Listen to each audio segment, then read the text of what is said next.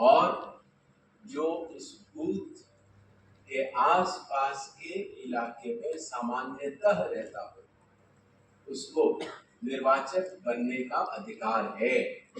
ये उसको संविधान से मिलता है और ये उसको लोक प्रतिनिधित्व कानून 1950 से मिलता है। तो आप लोगों से सबसे पहली गुजारिश यही रहेगी कि कोई भी इलेजिबल निर्वाचक मतदाता सूची से छूट न जाए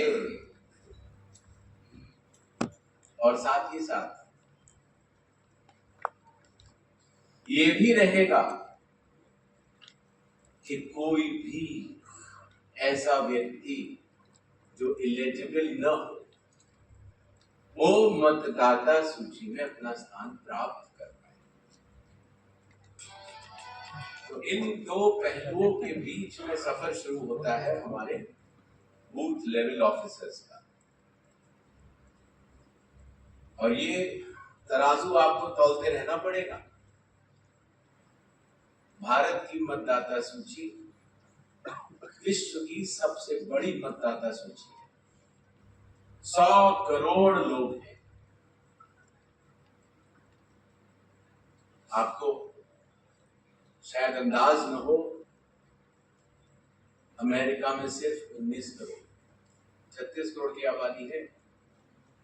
अगर विश्व के सबसे बड़े देश में 10 जोड़ दूं तो भी 100 करोड़ का आंकड़ा पार नहीं कर पाते। और ये मतदाता सूची कौन बनाता है? कौन बनाता है? ये लोग, आप लोग बनाते हैं। और एक बात और भी कहना चाहता हूं, क्या दुनिया में कोई ऐसी सूची है, मतदाता सूची को छोड़िए, क्या कोई ऐसी सूची है जिसमें हर साल हर वर्ष हमारे बीएलओ घर घर जाकर उसका सत्यापन करते हैं? और अकेले बीएलओ नहीं, पॉलिटिकल पार्टीज के बूथ लेवल एजेंट्स उसके ऊपर निगरानी रखे होते हैं। कोई भी गलती हो जाए तो क्लेम्स एंड ऑब्जेक्शंस फाइल करते हैं और उसके बाद जो आपके ईआरओ साहब हैं वो फाइनल लिस्ट पब्लिश करते हैं। ऐसे ही है ना? जी सर। और उसके बाद भी अगर किसी को शिकायत हो तो क्या कर सकता है कोई?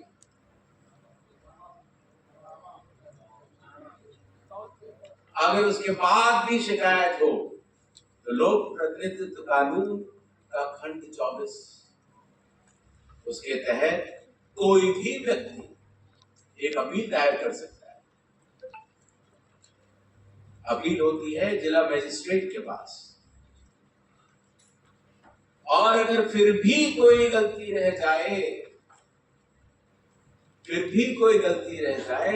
एक और अपील होती है और वो होती है चीफ इलेक्टोरल ऑफिसर के पास, खंड 24A और खंड 24B। इतनी अग्नि परीक्षा के बाद निकलती है मतदाता सूची। आपको जानकर खुशी होगी, दिल्ली में भी, हरियाणा में भी और बिहार में भी पता है कितनी अपीलें आई? आपको गर्व होगा, एक भी नहीं। कहने को तो कोई कुछ भी कहता है, एक भी अपील नहीं है। जब अभी एसएसआर खत्म हुआ था 6 या 7 जनवरी के आसपास, कहीं भी अपील नहीं होती। इसका अर्थ क्या हुआ?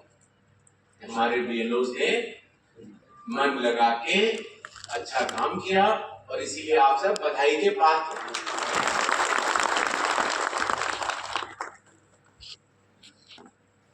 अगर व्यवस्था इतनी सही है तो आज मैं आपके समक्ष क्यों? ये भी सवाल तो उठता है ना। ये जो ट्रिपल आईडीएम इंस्टीट्यूट है, इसका ये सभागार अभी कुछ ही दिन पहले शुरू हुआ है। तो आयोग में हम लोगों ने निर्णय लिया, अभी तक हम लोग सिर्फ डीएम और सीईओ साहब लोग को बुलाते थे, तो हम लोगों ने निर्णय लिया कि अब हम जमीन तक जाएंगे और बीएलओस को बुलाएंगे, बीएलएस को बुलाएंगे। जिस परिवार का नेतृत्व मुझे करना है उसे रूबरू तो होनी चाहिए ना, रूबरू तो होनी चाहिए ना। मैं 100 करोड़ लोगों से बात नहीं कर सकता,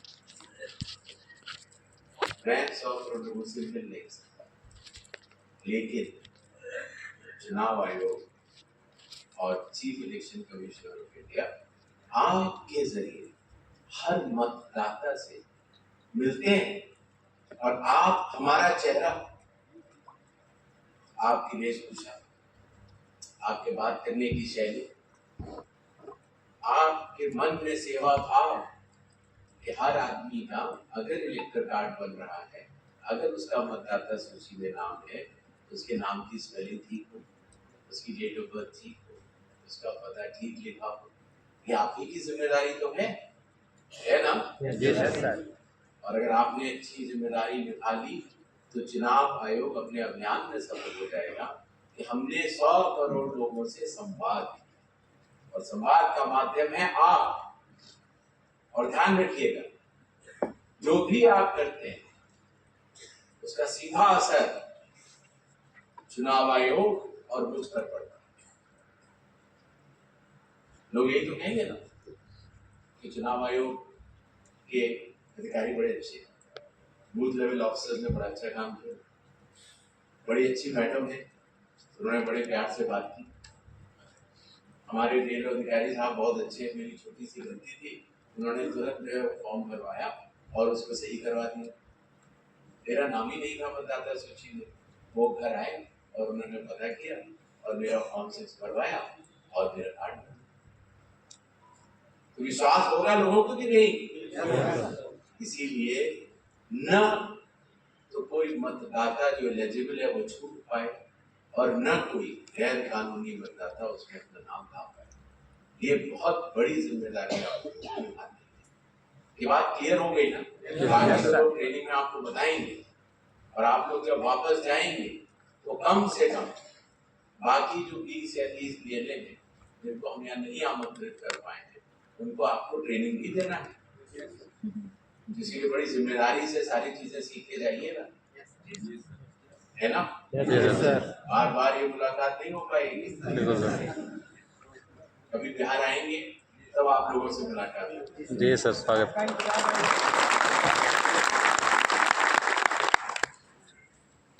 जो भारत में मतदाता सूची एक विषय और दूसरा विषय है चुनाव। जब भारत का चुनाव होता है तो आप लोग को जानकारी के लिए बताता हूँ, दुनिया की सबसे बड़ी सरकार कौन सी है? भारत। कुल एम्प्लॉइज 70 लाख। दुनिया की सबसे बड़ी प्राइवेट कंपनी कौन सी है? भारत सरकार। प्राइवेट होगा तो लोगों को ज्यादा रखती है, वॉलमार्ट 20 लाख। दूसरी सबसे बड़ी private company Foxconn 15 lakh, Tata, TCS 11 lakh. इन सब को भी जोड़ दीजिएगा तो चुनाव आयोग के आधे भी नहीं होते। जब चुनाव हो रहा होता है तो चुनाव आयोग 1.5 करोड़ सरकारी कर्मचारियों की मदद से दुनिया का सबसे बड़ा चुनाव है। 10.5 लाख तो बूथ, हर बूथ पर 4 लोग भी रखेंगे अगर आप, तो 50 लाख तो नहीं हो जाते। हर राज्य की पुलिस डेपुटेशन पे आ जाती है, बूथ लेवल ऑफिसर्स हमारे 10.5 लाख हो जाते। जब आप वॉलंटियर्स को साथ में लगाते हो और बूथ में 2 या 4, तो वो संख्या फिर बढ़ के 40 लाख हो जाती है। और याद रहे, हर बूथ पर उसी क्रम से कार्यवाही होती है एक जैसी कार्रवाई होती है, चाहे वो बिहार हो, चाहे वो नागालैंड हो, चाहे केरला हो, चाहे जम्मू कश्मीर हो, सारे लोग एक जैसा प्रवर्तन करते हैं। अचरज की बात है, ये भारत है जहां पर एक बार हमारे लोग अगर मन बना लेते हैं, उनका ट्रेनिंग मटेरियल होता है और उसको अच्छी तरह से जब सीख लेते हैं, प्रशिक्षण हो जाता है, तो उसी को आगे बढ़ाते हैं और एक भी गलती शायद किसी भी बूथ पर नहीं होती। अगर होती है तो क्या होता है? अगर होती है तो क्या होता है? बहुत कड़ी कार्रवाई करनी पड़ती है। ये मैं इसलिए बता रहा हूँ क्योंकि देश में डेमोक्रेसी के लिए एक भी गलती मुनासिब नहीं, कर ही नहीं सकती। और आप सब लोग सक्षम हैं और इसलिए ध्यान रखिएगा कि जो भी ट्रेनिंग में होता है उसको हमें अक्षरश जमीन पर उतारना है और ये दायित्व तो छोटा नहीं है। और इसीलिए निर्णय किया गया चुनाव आयोग में कि मैं खुद आपसे बात करूंगा और मैं आपके साथ भी करता हूँ, पॉलिटिकल पार्टीज के साथ भी करता हूँ, राष्ट्रीय अध्यक्षों के साथ भी करता हूँ, पॉलिटिकल पार्टीज के सीईओ से भी करता हूँ, डिस्ट्रिक्ट इलेक्शन ऑफिसर से भी करता हूँ, इलेक्टोरल रजिस्ट्रेशन ऑफिसर से भी करता हूँ। हर स्तर पर हम संवाद करते हैं। तो ध्यान रहे, आपको ये जिम्मेदारी बहुत गहनता से निभानी है। ये तो हो गई सीरियस बात। एक कहानी सुना है? थोड़ा मूड हल्का करते हैं। सूरज कहाँ से उगता है? क्या बात? सूरज पूरब से उगता है, ये तो कोई खबर नहीं हुई ना। एक दिन हम लोग शाम को बैठे टीवी देख रहे थे, तो अचानक कोई आया, बोलता है सूरज पश्चिम से उगता है। तो राकेश जी और हम बैठे, हम लोग सोच रहे थे सूरज तो पूरब से उगता है, सुबह देखा था, लेकिन ये खबर क्यों? तो गुंजाल साहब ने कहा, नहीं सर मैं बताता हूँ सर, ये जो न्यूज के मालिक है उनसे बात करता हूँ, इससे खबर क्यों चला दी। तो गुंजाल साहब ने बात की। क्या बात करते हैं भाई साहब, सूरज पूरब से उगता है, खबर थोड़ी हुई। अगर उन्होंने कहा है सूरज पश्चिम से उगता है तो ये खबर इसीलिए हम इसको चला रहे हैं। अगर आपको लगता है कि सूरज पूरब से उगता है, वैसे मुझे भी पता है, तो आप उसका खंडन दे दें, मैं छाप दूंगा, बहुत अच्छा निकालूंगा। तो गुंजाल साहब ने बहुत अच्छा तैयार किया, 4-5-6 पेज का जवाब। सूरज पूरब में उगता है का मतलब संविधान, लोक प्रतिनिधित्व कानून, नियम और चुनाव आयोग द्वारा जारी किए गए निर्देश। इस कहानी का अर्थ तो गुंजाल साहब ने बड़ा बढ़िया सा जवाब बनाया कि नहीं पश्चिम में उगता साहब, पृथ्वी वो घूमती है और आज से नहीं, पिछले 70 साल से, जब से चुनाव आयोग बना है 75 साल से, तब से सूरज पूरब नहीं उगता है। बहुत बढ़िया सा एक्सप्रेशन बनाया और अगले दिन अखबारों में बड़ा बड़ा आ गया साहब, चुनाव आयोग ने क्लैरिफिकेशन दिया, सूरज पूरब से। हमने सोचा बात खत्म हो गई, रात गई, बात गई। 7 दिन के बाद हम और राकेश जी बैठे थे, टीवी देख रहे थे, तो अचानक शुरू हुआ सूरज तो उत्तर में उगता है। अब हम दोनों बड़े पिछले, हम लोगों ने गुंजाल साहब को दोबारा फोन किया। हमने कहा भाई अब ये क्या हो गया, आपको भी पता है पूरब में उगता है, सबको पता है, पिछली बार तो बात हो गई थी। गुंजाल साहब ने फिर फोन किया, तो वहां से खबर ये आई, देखिए साहब सूरज पूरब में उगता है कोई खबर नहीं थी, पश्चिम में उगता है ये खबर थी, इसलिए हमने चलाई। आपने खंडन कर दिया, वो भी हमने चला लिया, आपका मान रखा साहब, लेकिन अब सूरज उत्तर में होगा, ये तो खबर है ना, हमें तो चलानी पड़ेगी साहब। विचित्र स्थिति, अब क्या किया जाए? तो फिर गुंजाल साहब ने कहा देखिए गलत हो रहा है, जनता भ्रमित हो जाएगी। आजकल के यंग बच्चे हैं, सुबह उठते ही नहीं है जब सूरज उगता है, वो आपका विश्वास करके मानने लग जाएंगे कि सूरज उत्तर में उगता है, बहुत गलत हो जाएगा। उन्होंने नहीं कोई बात नहीं, आप एक बार और लिख के दे दीजिए, लेकिन उसको पुराने वाला मत लिखिएगा, तो फिर वो खबर नहीं है, तो नया लिखना पड़ेगा। तो आपको शायद पता नहीं, गुलजार साहब जो है काफी पढ़े लिखे हैं, तो उन्होंने बढ़िया सा निकाला कि पूरा ब्रह्मांड है, उसमें इक्विनॉक्स होते हैं, उसमें ऐसा होता है, उसमें ऐसा होता है, ये जजमेंट है, वो जजमेंट है, और ये सेक्शन है, खंड 24 से 24 भी करके उन्होंने एक बड़ा बढ़िया सा बनाया और कहा कि साहब सूरज पूरब में ही होता है। अगले दिन पता है क्या चला, सब लोग कह रहे हैं पश्चिम में होता है, उत्तर में होता है, लेकिन चुनाव आयोग अपने दावे पे बरकरार।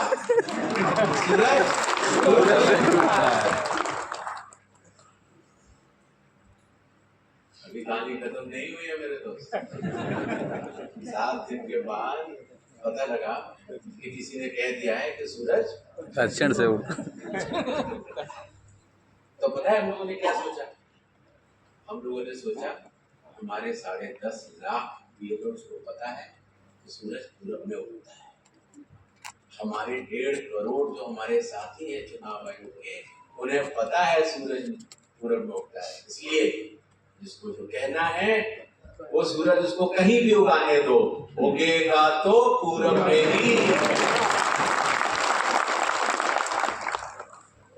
कहानी मैंने आपको इसलिए सुनाई कि आप लोग आजकल सोशल मीडिया का जमाना है और आजकल अपने विचारों की अभिव्यक्ति की स्वतंत्रता शायद हम लोग के जमाने में नहीं थी, क्योंकि सोशल मीडिया नहीं था और फिर उसके बाद स्टेट स्पॉन्सर्ड मीडिया हुआ करता था। अब प्राइवेट मीडिया है, आप कल चाहे अपने यूट्यूब चैनल खोल सकते हैं, यहाँ बैठे बैठे शुरू कर सकते हैं। हर आदमी अपने अपने हिसाब से सूरज को उगाना शुरू कर सकता है, लेकिन आपको डरने की जरूरत नहीं है। पूरे विश्व को पता है, हमारी 150 करोड़ जनता को पता है, हमारे 100 करोड़ मतदाताओं को पता है और चुनाव आयोग के सारे 1.5 करोड़ लोगों को पता है कि चुनाव आयोग की हर प्रक्रिया सिर्फ और सिर्फ संविधान, कानून और रूल्स और इंस्ट्रक्शंस के तहत ही होती है, न एक रत्ती इधर न एक रत्ती उधर। इसलिए चिंता की कोई बात नहीं है, आप अपना काम पूरे मन से और पूरी लगन से करें और इन सब चीजों की चिंता आप छोड़ दें, सूरज पूरब में ही होगा।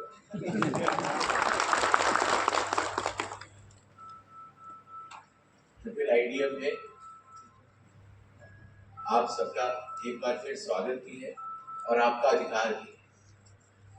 इस बार तो हमने आपको बुलाया है और आपको हम धीरे धीरे कुछ लोगों को बुलाते भी रहेंगे, और जो आप लोगों में से अच्छा प्रशिक्षण प्राप्त कर लेंगे, वैसे तो मैं मानता हूँ सारे लोग कर लेंगे, लेकिन फिर भी जो लोग अच्छा प्रशिक्षण प्राप्त कर लेंगे वो न केवल अपनी कॉन्स्टिट्यूएंसी में लोगों को प्रशिक्षित करेंगे, बल्कि जब भी यहाँ पर और राज्यों के बीएलओज को बुलाया जाएगा तो हम आप लोगों को भी असेंबली लेवल मास्टर ट्रेनर्स के रूप में नियुक्त भी करेंगे और आपको बुलावा भी देता रहेगा। एक और विषय बोल के मैं समाप्त करता हूँ कि हमारे बूथ लेवल ऑफिसर्स की एक और वो थी कि जो आई कार्ड मिलता था वो हर राज्य का अलग अलग होता था। तो हमारे जो डिप्टी इलेक्शन कमिश्नर साहब हैं, जो बहुत बढ़िया से एक आई कार्ड उन्होंने डिजाइन किया है, और जब आगे आपके यहाँ जो भी SSR होगा, स्पेशल समरी डिवीजन होगा, तो आप सब लोगों को एक नया आइडेंटिटी कार्ड भी मिलेगा, नई पहचान भी मिलेगी और चुनाव आयोग का पूरा बल भी मिलेगा। इन शब्दों के साथ आपका दिल्ली में भी और ट्रिपल आईडीएम में एक बार फिर स्वागत। जय भारत, जय हिंद।